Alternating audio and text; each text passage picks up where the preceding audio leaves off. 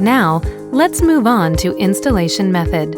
Bidet toilet can be separated into two parts, upper part and lower part. These are the necessary components for installation. Please advise the installation manual for correct installation. Turn off the tap to stop the water supply. Please refer to the installation manual for the suggested dimension. Use the provided template.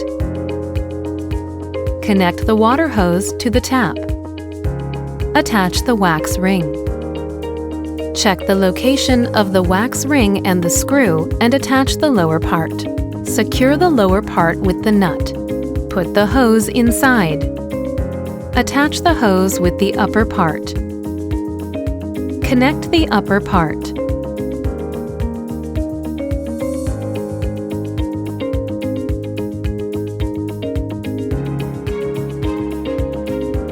Turn on the tap to open the water supply.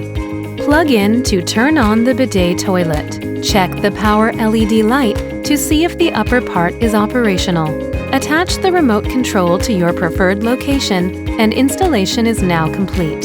Thank you for watching our guide and always be comfortable with VOVO STYLEMENT.